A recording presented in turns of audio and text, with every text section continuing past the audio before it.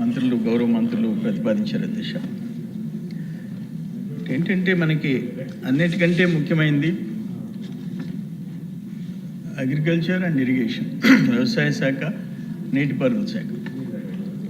Last గవర్నమెంట్లో ఈ రెండు శాఖల్ని మూసేశారు అధ్యక్ష. లిటరల్గా వ్యవసాయ శాఖ మూతపడింది అధ్యక్ష. ఎందుకంటే నేను కూడా 17 to 19 2 years అగ్రికల్చర్ మినిస్టర్గా పనిచేశాను. ఎంత లాస్ట్ టైం ముఖ్యమంత్రికి ఎంత నిర్లక్ష్యం అంటే, రైతు అంటే లెక్కలేనితనం అంటే, ఒక్కటి కాదు ఆయన ఆపేసిన స్కీమ్స్, ప్రతి స్కీము అంటే మెకనైజేషన్ అవసరం లేదు. ఆ కడప ఆ ప్రాంతంలో మైక్రో ఇరిగేషన్ అత్యంత ముఖ్యం. మైక్రో ఇరిగేషన్ వాళ్ళకి నీళ్లు తక్కువ, హార్టికల్చర్ ఎక్కువ, తక్కువ నీళ్లతో పంట పండించుకునే దానికి మైక్రో ఇరిగేషన్ ఉపయోగపడుద్ది. హార్టికల్చర్కి అత్యవసరం. అధ్యక్ష 19వ సంవత్సరం అంటే మన గవర్నమెంట్ కంటిన్యూ చేస్తుంది కాబట్టి మనకి 17-18 ఇండియాలో ఫస్ట్ వచ్చాం మైక్రో ఇరిగేషన్. అండ్ క్లోజ్ చేస్తే 2021-22 క్లోజ్ చేస్తే ఆ పులివెందలకు సంబంధించిన రైతులు వచ్చారు. అప్పుడు కన్నబాబు మంత్రి గారి దగ్గరికి వెళ్ళారు. వెళ్ళి ఇదేందయ్యా తెలుగుదేశం గవర్నమెంట్లో అన్లిమిటెడ్గా, వైసీపీ లేదు, తెలుగుదేశం లేదు, ఏ రైతు ఆన్లైన్లో అప్లై చేసుకుంటే ఆఫీస్కి పోతే హార్టికల్చర్ మైక్రో ఇరిగేషన్ అన్లిమిటెడ్గా ఇచ్చారు. 90% సబ్సిడీ, 10% కడితే చాలు. మీరు వచ్చేసి ఆపేశారు.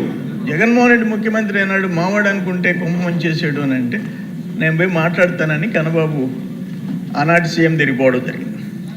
పోయి ఇట్లా micro irrigation, mechanisation, micro nutrients ఇవన్నీ గత ప్రభుత్వం ఇచ్చింది, మనం ఆపేసామని చాలా అండ్రెస్ట్తో వచ్చారు నా దగ్గరికి సార్ అని చెప్పేసి పోతే ఆనాటి సీఎం చెప్పింది ఏంటంటే, ఇవన్నీ నీకు అనవసరం. ఆ నవరంధ్రాలు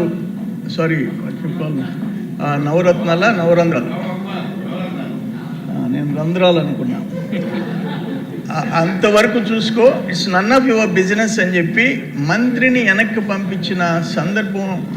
అక్కడ పోయించిన ఒకరో ఇద్దరు, నేను కూడా కడప ఇన్ఛార్జ్ మినిస్టర్గా పనిచేశాను అధ్యక్ష 2 years, చెప్పిన సందర్భం అధ్యక్ష. ఇప్పుడు ఫర్ ఎగ్జాంపుల్ నెల్లూరు జిల్లా మైక్రో ఇరిగేషన్ అనుకోండి, మాకు చాలా తక్కువ. ఎందుకంటే మాది డెల్టా ఏరియా, సోమశిల, కండలేరు 2 రిజర్వాయర్లు, ఉమ్మడి 2 జిల్లాలు, ఉమ్మడి రాష్ట్రాలు కలిపితే 146 టీఎంసీలు ఉండే 2 రిజర్వాయర్లు ఏ జిల్లాకు లేవు. మాకుండే అంత డెల్టా ప్యాడీ కల్చర్. అయినా కూడా మైక్రో ఇరిగేషన్ ఆ 5 yearsలో 91 కోట్లు ఖర్చు పెట్టాం అధ్యక్ష. ఆయన వచ్చి అతి కష్టం మీద 40 పెట్టాడు అధ్యక్ష. మనం ఇప్పుడు ఈ 2 సంవత్సరాల్లో 42 కోట్లు ఖర్చు పెట్టాం అధ్యక్ష. అంటే రాయలసీమ ఎంత ఉంటుందో అర్థం చేసుకోవచ్చు. ఆ విధంగా నిర్లక్ష్యం. లాస్ట్లో ఈయన ఆనాడు ముఖ్యమంత్రి కడప జిల్లాకు పోతే రైతులందరూ వచ్చి తిరగబడితే మళ్ళీ లాస్ట్లో 2 years మైక్రో ఇరిగేషన్ స్టార్ట్ చేసిన పరిస్థితి అని అంటాను. నేను ఎందుకు అంటున్నానంటే, అసలు వ్యవసాయ శాఖ లిటరల్గా మూతపడింది దిశ, దాంట్లో డౌట్ ఏం పడలేదు. కేంద్ర ప్రభుత్వం ఇచ్చిన 60%, ఇప్పుడు సపోజ్ మైక్రో ఇరిగేషన్, మెకనైజేషన్ కేంద్రం 60% ఇస్తుంది, రాష్ట్ర ప్రభుత్వం 40% ఇస్తుంది. టోటల్గా కలిసి 90%లో 60-40, 10% రైతులు పెట్టుకుంటారు. దాన్ని కూడా క్లోజ్ చేసేసారు కదా. ఇప్పుడు మీకు ఉదాహరణకి ఏంటంటే, ఫర్ ఎగ్జాంపుల్ 19-24 నెల్లూరు జిల్లా మెకనైజేషన్, డ్రోన్స్ 0, ఇండివిజువల్ ఇంప్లిమెంట్స్ 19-24 0. అదే డ్రోన్స్ ఇప్పుడు మనం వచ్చిన తర్వాత 38 డ్రోన్లు, ఆల్మోస్ట్ 9,90,000 ఒక్కొక్క డ్రోన్, 10 లక్షలు. 38 కాస్ట్ వచ్చి 3,72,00,000. సబ్సిడీ మనం ఇచ్చింది 2,96,00,000. ఒక 80 లక్షలు రైతులు పెట్టుకుంటే ఇంచుమించు 3 కోట్లు సబ్సిడీ ఇచ్చాం. 0 drones last 5 years. Individual implements 19-24 0. Nellore జిల్లా గురించి చెప్తున్నా నేను. 0. మనం వచ్చి 1,454 యూనిట్లు, 6,80,00,000, 2,87,00,000 సబ్సిడీ ఇచ్చాం అధ్యక్ష. Soil health cards 19-24 0. మనం వచ్చి ఇప్పుడు ఇప్పుడు వచ్చి 31,231 శాంపిల్స్, 38 లక్షల కాస్ట్ ఫ్రీగా ఇచ్చాం. ఫ్రీగా 17,950 కేజీల జింకు రైతులకు ఉచితంగా ఇచ్చాం. అధ్యక్ష నేను 17లో అగ్రికల్చర్ మినిస్టర్ అయినప్పుడు ఈ సాయిల్ హెల్త్ కార్డ్స్ డెఫిషియన్సీస్ ఉంటే ఆ కార్డులో 50% రైతు, 50% గవర్నమెంట్స్. అధ్యక్ష ముఖ్యమంత్రి గారు సమీక్షలో ఈల్డ్ పెరగాలంటే, ప్రొడక్షన్ పెరగాలంటే, రైతుకి ఆదాయం రావాలంటే ఆ 50% కూడా పెట్టని రైతులు చాలామంది ఉంటారని చెప్పేసి మా డిస్కషన్లో వస్తే 100% జింక్, బోరాన్, జిప్సమ్ 100% ఫ్రీ చేసిన నాయకుడు చంద్రబాబు నాయుడు గారు అని చెప్పేసి నేను మనవి చేస్తున్నాను. అధ్యక్ష రైతులు 3-4 రైతులు వచ్చేసి ఆ సాయిల్ హెల్త్ కార్డ్స్ తీసుకుపోయి ఆ జింక్, బోరాన్, జిప్సమ్ ట్రాక్టర్ నిండా ఫుల్గా వేసుకొని ₹1 కట్టకుండా తీసుకుపోయిన సందర్భం చంద్రబాబు నాయుడు గారి గవర్నమెంట్లో 17 to 19 నేను చూసాను. మళ్ళీ ఇప్పుడు స్టార్ట్ అయింది, మళ్ళీ ఇప్పుడు కూడా ఫ్రీగా ఇచ్చే పరిస్థితి వచ్చింది. అధ్యక్ష ఎన్టీ రామారావు గారు ఫస్ట్ ఆయన ముఖ్యమంత్రి కాగానే ఆయన స్టార్ట్ చేసింది ఏంటంటే ₹50, అంతకుముందు మీటర్లు ఉండేది, ₹50 హార్స్ పవర్కి ₹50, 18 గంటల current plus single window system, వడ్డీ రాయితీ. మనం వచ్చాం అన్నదాత సుఖీభవ 6,000 కేంద్రం ఇస్తే 7,500 గత ప్రభుత్వం ఇచ్చింది. మనం ఇప్పుడు 14,000 కలిపి ₹20,000 రైతుకి ఇచ్చేదానికి సిద్ధపడ్డాం. మైక్రో ఇరిగేషన్ టోటల్గా క్లోజ్ చేసింది, మళ్ళీ రివైవ్ చేసాం. యాంత్రీకరణ మళ్ళీ అంటే పట్టలు, ఒక టోటల్ ట్రాక్టర్లు, హార్వెస్టర్స్, రోటివేటర్లు, కల్టివేటర్లు, మెకనైజేషన్లో మనం ఇచ్చాం. సెంట్రల్ గవర్నమెంట్ సబ్సిడీ వాడుకున్నాం. వాళ్ళందరూ 5 years క్లోజ్ చేశారు, మళ్ళీ ఇప్పుడు రివైవ్ చేసే పరిస్థితి వచ్చింది. అధ్యక్ష ఇప్పుడు ఈ ప్రకృతి వ్యవసాయం సోదరుడు చెప్పాడు, 0 బడ్జెట్ న్యాచురల్ ఫార్మింగ్, దాంట్లో కంట్రీలో ప్రత్యేక శ్రద్ధ తీసుకుంది ఎవరంటే చంద్రబాబు నాయుడు గారు. ఎందుకంటే ఈ కెమికల్ ఫెర్టిలైజర్స్ వాడకుండా ప్రకృతి వ్యవసాయం చేస్తే ప్రజల ఆరోగ్యం బాగుంటుంది, వాళ్ళకి ఆదాయం పెరుగుతుంది.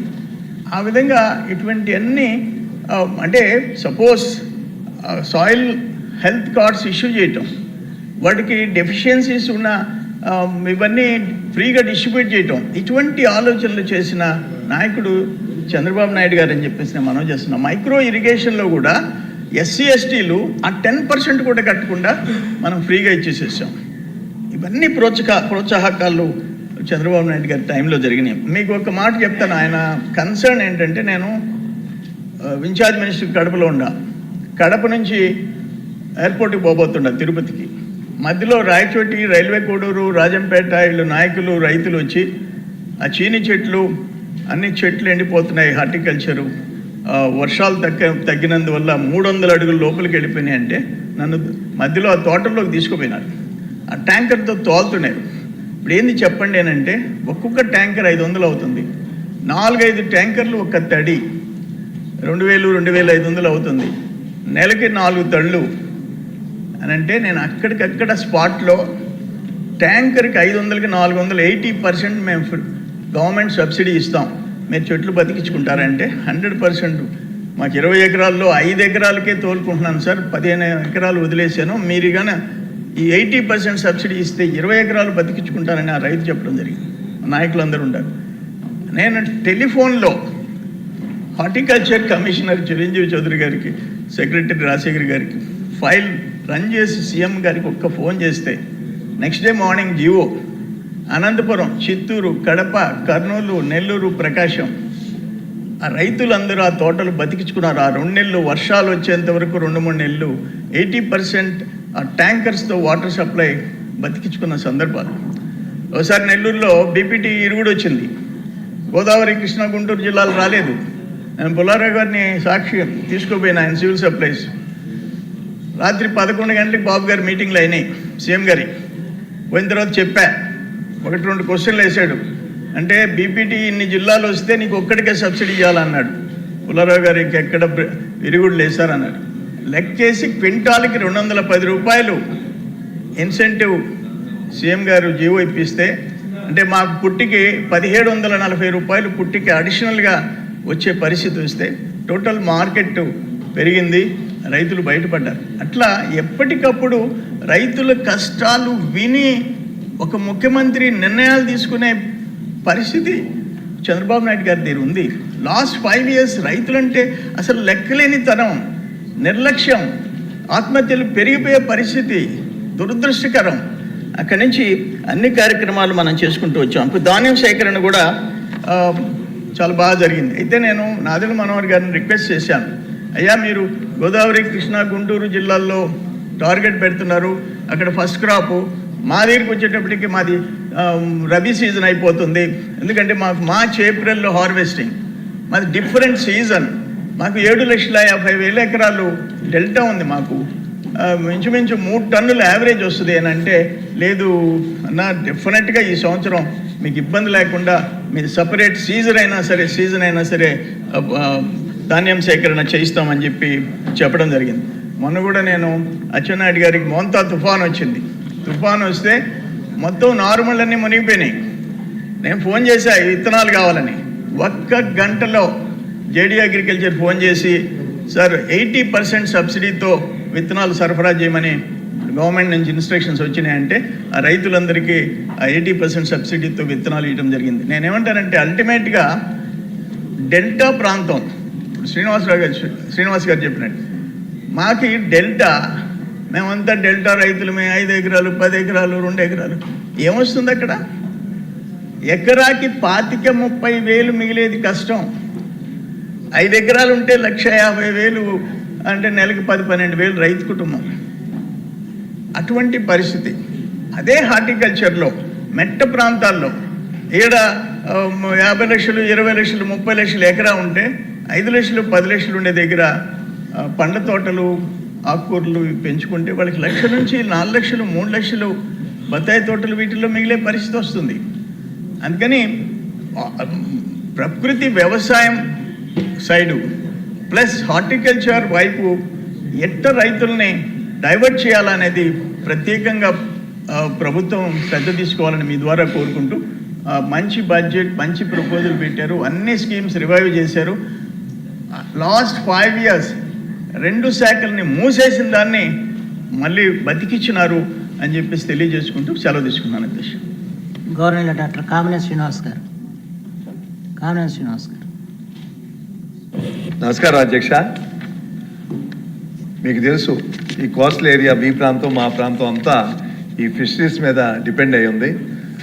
అమెరికా విధించిన కొత్త ఈ టారిఫ్ల వలన చాలా ఇబ్బందులు వస్తే ప్రభుత్వం విద్యుత్ రాయితీలు, అలాగే కోల్డ్ స్టోరేజ్లు వేరే దేశాలకు కూడా, ఆస్ట్రేలియా, అదర్ కంట్రీస్కి, యూరోప్కి పంపాలని లోకేష్ గారు కూడా ఆస్ట్రేలియా వెళ్ళినప్పుడు ఆస్ట్రేలియన్ సీ ఫుడ్ ఎక్స్పోర్టర్స్తో